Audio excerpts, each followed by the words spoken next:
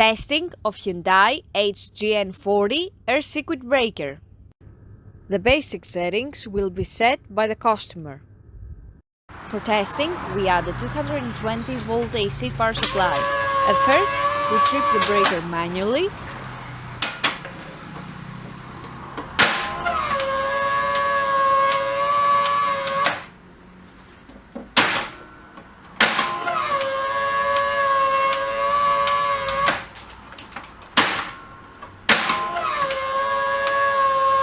Then we trip the breaker with the help of the UVT.